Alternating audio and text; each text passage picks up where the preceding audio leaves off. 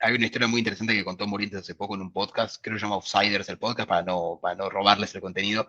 Creo que es Offsiders, en el que él cuenta que él venía de clubes chicos y que de repente llega al Real Madrid y lo primero que tiene que jugar es la Supercopa del año anterior, ¿no? Porque el Madrid era campeón de liga y le toca jugar la Supercopa y él debuta en la Supercopa y dice que ganaron y él entró al vestuario como, vamos, ¿dónde está el champán?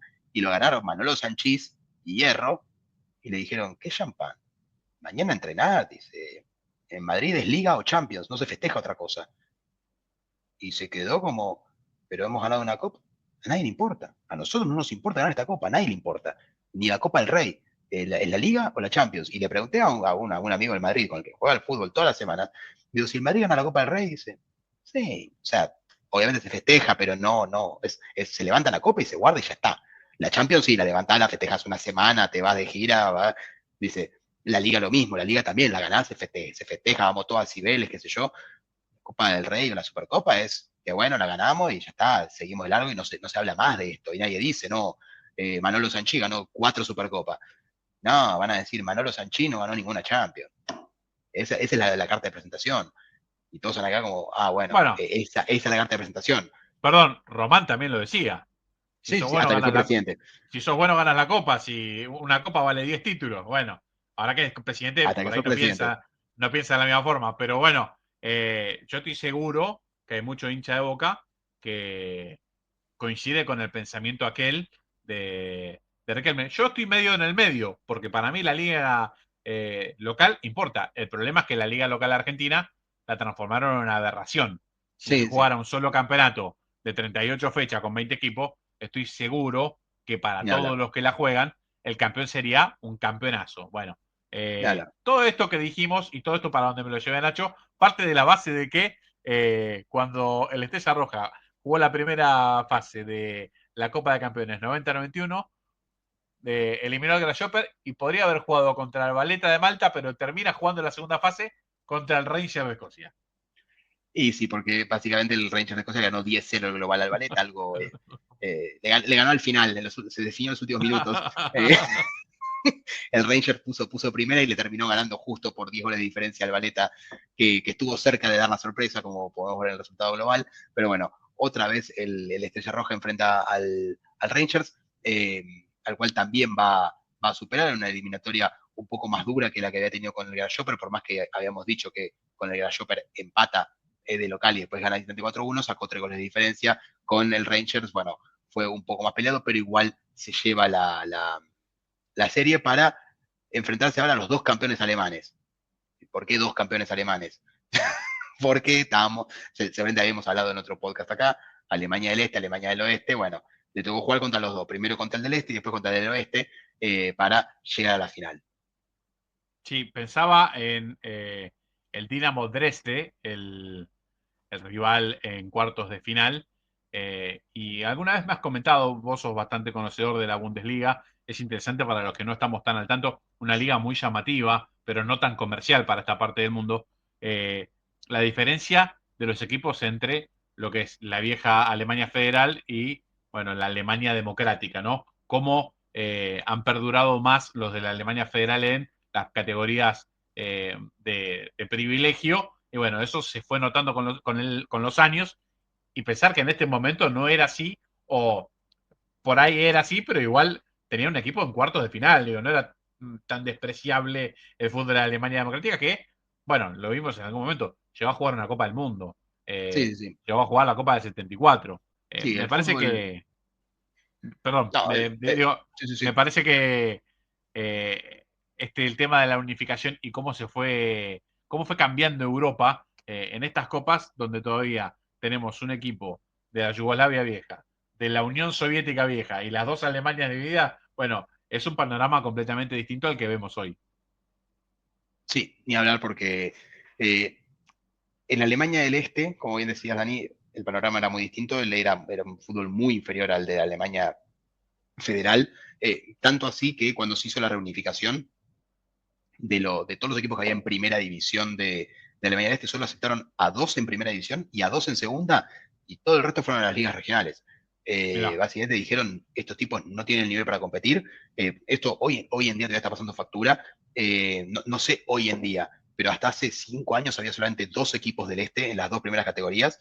Todo el resto eran de lo que era la Alemania Federal, porque, por ejemplo, el Hertha Berlín, que uno lo reconoce siempre en primera o segunda división, el Hertha Berlín no es de la Alemania del Este, es de Alemania Federal porque era del otro lado del muro dentro de Berlín. O sea, acá estamos contando simplemente equipos como el Hansa Rostock, el Unión Berlín, el Jan Regensburg, no mucho más que eso. Son de los pocos que quedan hoy en día. Debería haber la lista de primera y segunda división para estar 100% seguro, pero bueno, ahora en Leipzig, pero porque lo compró el Red Bull, digamos, no es por un tema de que han progresado y han llegado Claro. de la manera feliz, sino que han llegado de la manera fácil con un inversor que compró un equipo en quinta división, le inyectó millones de dólares y lo llevó a primera división y a jugar Champions League. Pero digamos, de los auténticos del este, solo podemos hablar del Unión Berlín y del Hansa Rostock en los últimos años, no mucho más que eso. Igualmente, obviamente, el campeón seguía siendo una liga como de segunda línea europea. No iba a poder pelearle a su homónimo de Alemania, no iba a poder pelearle a los franceses, a los españoles, ingleses, pero en una liga, en una competencia contra los suecos, contra los húngaros, estaba un poquito más en condiciones de pelear, eh, pero otra desventaja que tenían los equipos alemanes del este era que eran parte de la, de la ficticia, eran los títeres de la Unión Soviética en Alemania, lo que se llamaba Alemania Democrática. Entonces los jugadores no podían irse para otro lado, no podían irse a equipos del este, no Claro. podían.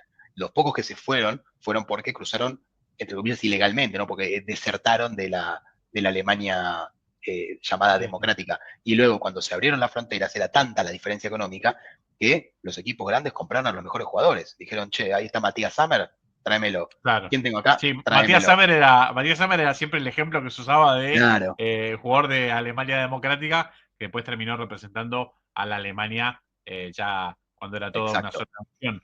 Bueno, de hecho Y era ganó un Balón de Oro, una de las figuras, ¿no? de aquel seleccionado, sin que duda. por la lesión de Matías Sammer, que había sido Balón de Oro y era capitán de la selección, en el 98 convocan de urgencia a Lothar Matthäus, que Claro. ya se había dejado su parte en la selección. Bueno, con unos jóvenes, 38 años, retomó su puesto para el Mundial de Francia del 98. Me quedé pensando, todo esto que cuenta Nacho y tiene que ver con aquel mundo tras la cortina de hierro donde, bueno, los jugadores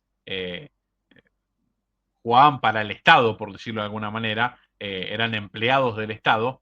Es lo que hacía que cuando iban a jugar en el fútbol, por ejemplo, y en otros deportes, en los Juegos Olímpicos, era una diferencia abismal porque jugaba con profesionales encubiertos, ¿sí? Claro. Eran jugadores que realmente jugaban como profesionales, pero no tenían sueldo, ¿sí? Contra los países de la otra parte del mundo que tenían que jugar con jugadores amateurs, por ejemplo, en el fútbol. Bueno, Claro. ahí se ve por qué hay tantos campeones de los países tras la cortina de hierro desde que se deja de jugar con jugadores profesionales a comienzos de los años 30 y vuelve a jugarse en Barcelona recién en el 92. Todo ese espacio en el medio, por ejemplo, en el fútbol, bueno, se ve mucho. Decís, ¿por qué no se replica eso en los mundiales de fútbol? Diría uno. Bueno, esta es la explicación.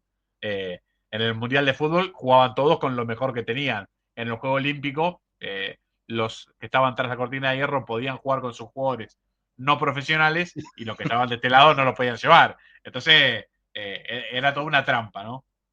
Exacto, ni hablar. Bueno, en esta serie el Estrella Roja lo pasa por arriba al Dinamo Dresde, el partido que termina con incidentes tan graves en la Alemania del Este que terminan suspendiendo al mismo Dinamo Dresde 2 años de participar en competiciones europeas. Ese fue el último Dinamo Dresde que jugó en la Alemania del Este, pues ya el año siguiente se unió a la primera Bundesliga, donde su historia creo que duró 2, 3 años en primera división y ya ahí desapareció la faz de la tierra. Hoy no se saben qué andan, deben estar seguramente como el Dinamo Berlín o como otros equipos claves de la época, penando en cuarta, quinta, sexta división, que ya son ligas regionales que juegan o entre equipos de la misma ciudad o entre equipos tal vez de la misma provincia, pero no mucho más que eso. Bueno, el partido, como dijimos, termina con muchísimos incidentes. El Estrella Roja le gana sin complicaciones, demostrando, ¿no?, la diferencia que había. Si bien el Estrella Roja tenía un equipo que de los 11 titulares, 6 eran de selección titulares, incluido el único extranjero que tenían, que era el rumano. Vos, Dani, ¿te acordás el nombre? Yo siempre me lo olvido, Bodedici. Sí, Miodrag Velo de Dici.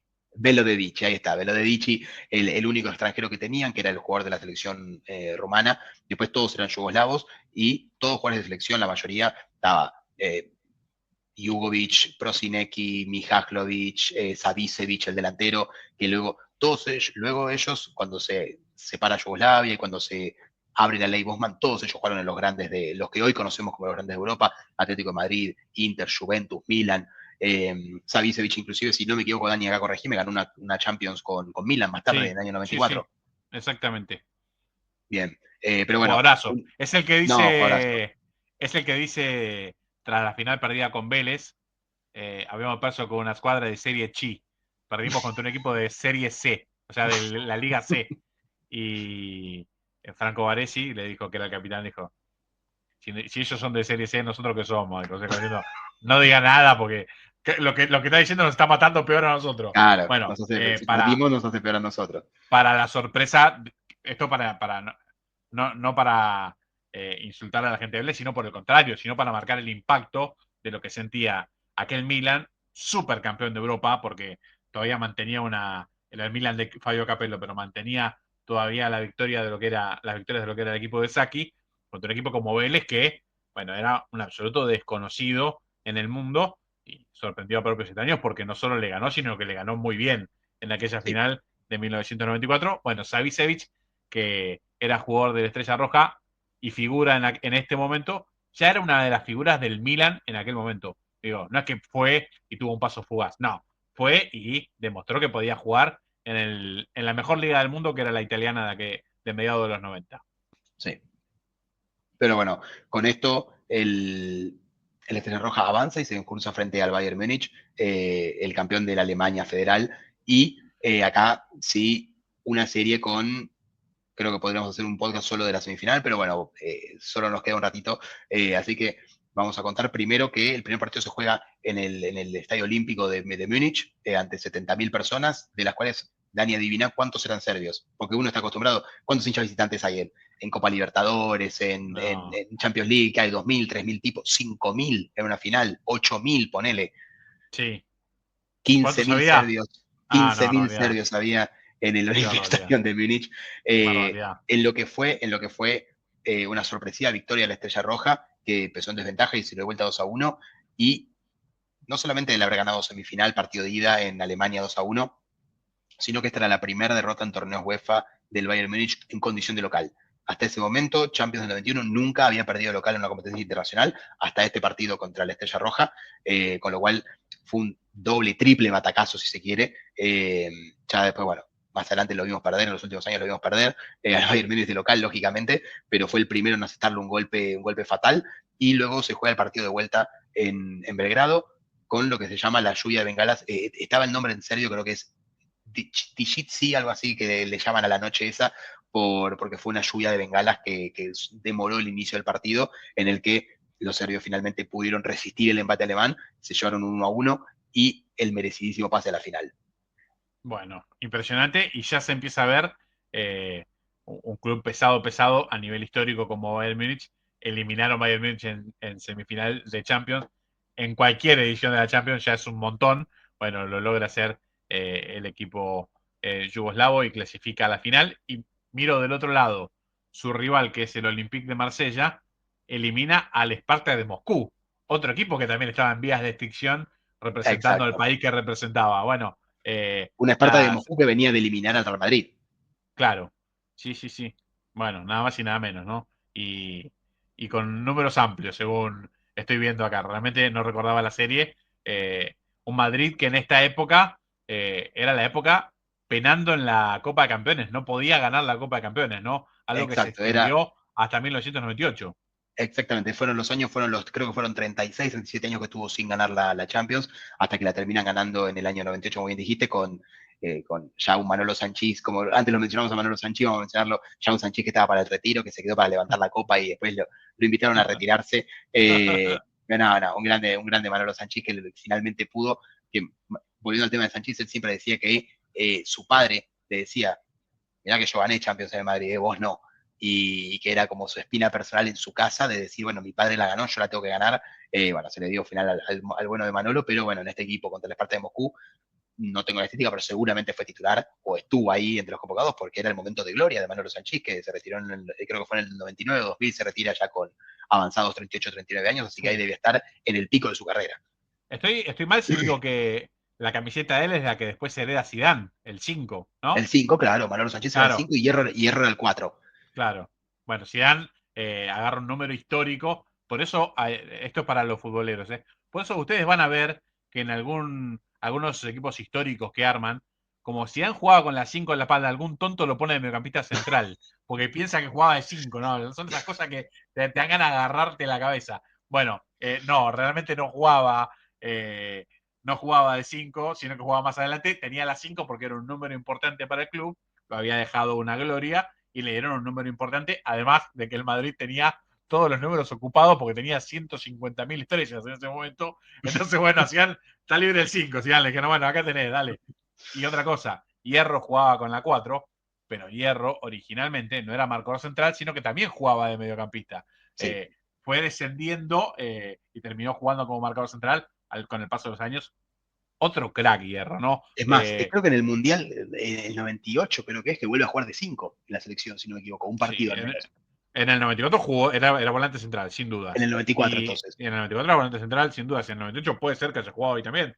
Era un Pues jugador, ¿sabes por nada, qué te digo? Porque muy lo que flexible. recuerdo era que jugaba en una posición en el Madrid y que me sorprendió verlo en el Mundial en otra posición, porque dije, Sí, sí, pero este no juega de defensor, ¿qué hace en el medio? Entonces creo que debe haber tranquilamente sido el puede ser. 98 entonces. Además de que tenía mucho gol, porque tenía un remate No, de media y larga distancia fortísimo. Bueno, un crack eh, que, bueno, Oscar Ruggeri, que jugó a finales de los 80 en el Madrid, habla de que ya se veía lo que era Hierro en los entrenamientos sí, cuando tenía de juvenil, ¿no? Me parece que es eso, ¿no? La cantera del Madrid que tiene de esos cracks que uno a veces no logra dimensionar o no logra poner eh, eh, de manifiesto lo bueno que han sido, y hoy con el fútbol de hoy que te pasa por arriba, uno a veces claro. pierde la noción de lo bueno que ha sido un Fernando Hierro, ¿no? Porque te dicen, no, No, no, bueno, ni hablar. Sergio Ramos o algo por el estilo, pero bueno, ahí lo perdimos un poquito Nacho. Vamos a ver cómo hace para reincorporarse. Pero decíamos, son esos cracks que tienen algo muy especial con el hincha del Madrid por, porque viene de la mano de ser un canterano, ¿no? Bueno, repasábamos con Nacho. El Madrid queda fuera con el Spartak de Moscú. El Spartak queda fuera con el Olympique de Marsella. Ahí volvió nuestro Ahí querido estamos, Nacho estamos. Tito. No, igual el Y audio nunca lo perdí, ¿eh? no, no, no. Y en la final, bueno, el rival de la Estrella Roja es el famoso equipo francés Olympique de Marsella, que todavía no tenía ninguna Copa de Campeones, que va a ganar una más adelante de manera polémica, que De también manera muy merece, polémica. merece algún podcast ese título. Pero bueno, final entre un equipo yugoslavo y un equipo francés en la final de la Copa de Campeones 90-91. Sí. Pensé que ibas a ver el video. No, no, te iba a decir, Ah, si, está bien, si está querés, bien. repasamos la previa de lo Dale, que dale, fue el dale. partido. Un partido que se jugó el 29 de mayo del 91 en el San Nicola de Bari, estadio hecho para el Mundial de 1990, un estadio completamente nuevo. Y interesante lo que marcaba Nacho de la formación de los dos equipos. El estadio con lleno total, 56.000 espectadores. Terminan 0-0, se definen los penales. Vamos a ver el video de los penales, pero cuando uno ve la formación de la Estrella Roja, ve, bueno, en Sí. el 90%, 95% nombres serbios. Si querés, Nacho, los repasamos. No sé si lo tenés ahí, Sí, si no los digo sí, sí, lo yo. tengo, lo tengo acá. Bueno, muchos Bueno, también jugadores de la selección de 1990, 1994. me gustaría que te quedes con los serbios, que son los nombres raros, y yo me quedo con la parte francesa. Vamos. Igual tenés del lado francés, tenés algunas leyendas también, ¿eh? Nah, no Ya te das problema, no te das problema que está, nos vamos a arreglar. está bien. Vamos, si los digo mal, acá nadie nos va a poder decir No, nada. no, no, no, Eh, olvídate. Vamos al arco con Stojanovic, luego el defensor era el ya mencionado el rumano Velodedici, Naidovski, Savantzovic, Jugovic y Marovic. Después en el mediocampo con el ya mencionado Sinisa Mihajlovic, que pegada de oro. En el Inter todavía Crack. lo nombrás y tiemblan las redes. Vinic, Savicevic, Prosinecki y Panchev. No sé si es Panchev, Pancev, no sé. Yo Yo le veo dije la siempre C. Panchev, pero puede ser que sea Panchev. Yo Sí, cuando veo la C tranquilamente. con el cosito, para mí es Che. Así Tranquilamente. que vamos con esa. Y el entrenador que era Petrovic, en esta final, miren, para que vean, hubo un solo cambio. De hecho, hoy estamos acostumbrados a 5 cambios, 4 Sí, cambios, 3 increíble. ventanas. Hubo un solo cambio de la Estrella Roja, fue en el minuto 84 encima. Bien entrado el partido. Pero bueno, acá hemos pasado por algunos jugadores muy importantes de la historia serbia, yugoslava, mismo croata, con Prosinecki, con Mihajlovic, con Jugovic, nada, jugadores de calibre internacional, jugadores que han dejado su huella en la selección, que lamentablemente no pudieron ganar nada, como dijo Dani en el 90, por un tema de que les faltó tal vez no enfrentarse a Goicoechea, por decirlo de alguna manera, o no enfrentarse a la Argentina de Maradona, y luego en el 94 que no pudieron jugar, en el 92 tampoco, en el 92 eran candidatos a ganar la Eurocopa y ni la pudieron disputar, y ya después, bueno, el Mundial 98 llegaron separados y Croacia termina siendo tercera, con lo cual nos deja un gran interrogante de qué hubiese pasado si. Sí, tal cual. Bueno, es importante la cantidad de cracks que nombró Nacho. Del lado francés hay buenos jugadores. Sí. No hay tanto crack internacional, porque si uno se pone a repasar desde el 1 al 11, va a ver que el arquero era Pascal Olmeta en la línea de Pascal cuatro Olmeta, defensores. un Sí, histórico, de los sí, primeros arqueros, sí, por decirlo total. de alguna manera, más locos de esos que salían a mitad de cancha, los René Sí, Higuita, sí, Pascal sí, Olmeta, si buscan en YouTube Pascal Olmeta, encuentran videos de Olmeta tal vez gambeteando a mitad de cancha. Una locura. totalmente, totalmente. Manuel Amorós, Basile Boli, Carlos Moser, bueno, que era uno de los extracomunitarios, y Eric Demeco era la línea de los cuatro defensores. En el medio, Laurent Fournier, Bruno Germain, Fernand Casoni y Chris Waddell, que, bueno, es uno de los pocos extranjeros también de este equipo, no Sí, francés, siendo europeo. En el medio, perdón, en la delantera, Abedi Pelé y el crack francés, porque era la figura de la selección exactamente. francesa, Jean-Pierre Papin, que también tuvo un paso importante por el Milan. Recuerdo el partido de despedida de Jean-Pierre Papin, que son esos partidos horrendos que, viste, que te das cuenta que no le gusta jugar ni al que se va a retirar. Bueno, no pudo hacer goles, le dieron 50.000 pesos servidas, se jugó medio en serio, no pudo hacer goles, y el equipo se llamaba Amigos de Papén. Horrible, realmente. ¿Viste? Como decir que termínenlo rápido, que no se jueguen 90 minutos ni a palos. El equipo entrenado por Raymond Goethals. Y quería marcar esto, Ese Nacho. te lo sé decir porque ese es de ascendencia alemana, Goethals. Bueno, Goethals. Goethals. Y iba a decir, en los cambios entró Philippe Berecruz en el medio. Y lo importante, el Sí, cambio es Dragan Stojkovic, o sea, uno de los grandes campeones con el Estrella Roja que había sido vendido y jugaba para, en este caso, el Olympique de Marsella, jugaba contra lo que eran sus habituales compañeros en la selección y sus ex compañeros del club. Bueno, exactamente. a ver, Stojkovic, para algún descuidado que no sabe quién es, otro más que tenía una pegada maravillosa, Sí. un 10 clásico completamente crack y bueno, uno de esos que reforzaba a toda esta casi selección que tenía la Estrella Roja en su equipo. Sí, Stojkovic fue el que erró el primer penal contra Argentina en el Mundial del 90.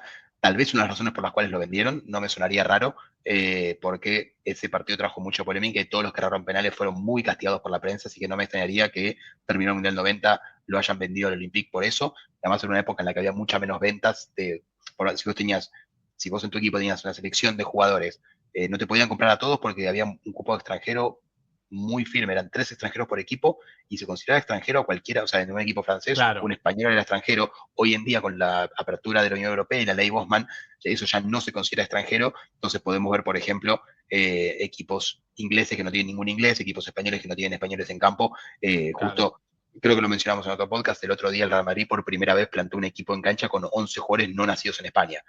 Muchos con Sí, la sí. nacionalidad y todo lo que quieras, como Vinicius y otros más, pero ninguno nació en España de los 11 titulares. Sí, yo siempre digo, como para ponerlo bien en claro, un ejemplo, porque es muy común en la liga italiana de principios de los 90 o finales de los 80, los tres extranjeros del Napoli eran Maradona, Alemão y Careca. Los tres extranjeros del Milan eran los holandeses, Claro. Rijkaard, Gullit y Van Basten. Y los de y los del Inter eran los alemanes, que eran Breme, Klinsmann. Klinsmann y Matthaus. Bueno, a ver, es increíble porque hoy dirían no ocupan cupo los argentinos y los brasileños, ponele, pero los otros serían parte de la comunidad europea. Bueno, en aquel momento era lo mismo, por eso era tan difícil desde Sudamérica llegar a esos lugares de élite, por eso las ligas sudamericanas también eran tan fuertes, porque los jugadores no tenían dónde irse. Era muy difícil que te llevara un equipo para ocupar Claro. un cupo extranjero. Y también eso hacía que los extranjeros que jugaban en equipos menores eran cracks terribles que jugaban un equipo chico por ahí. Bueno, el Kiar Larsen, el jugador danés, jugaba en el Verona Hellas. Bueno, terminó siendo campeón de Italia el Verona Hellas. Digo, por nombrar un caso, pasaba eso. De repente metían un pleno con un extranjero que era un crack total y decías, bueno, este se lo perdieron, hasta que se lo lleven, Claro. le voy a sacar todo el jugo posible. Además, Bueno, hasta que se lo lleven significaba también que tal vez, no sé, el Real Madrid o Barcelona tenían que liberar un cupo, o sea, de uno de esos tres sí, tenían que claro, desprenderse y tal vez eran los tres mejores del equipo y decían, bueno, pará, ¿cuál de estos tres me quiero sacar para traerme a otro crack? claro. Sí, Entonces, sí, a veces pasaba también, los planteles duraban más tiempo juntos por eso mismo también, ¿no? Vos no podías desprender, si tienes un extranjero, no podías traerlo y venderlo al año siguiente, podías decir que fue un fracaso, no le diste tiempo a adaptarse. Entonces, si vos comprabas, por ejemplo, a Klinsmann, Matthaus y Breme, 2, 3 temporadas los tenés que mantener juntos. No puedes decir, bueno, hay uno mejor, me saco de encima uno y traigo a otro, como hacen hoy en día, porque tenés el cupo extranjero que te prohibía hacer eso.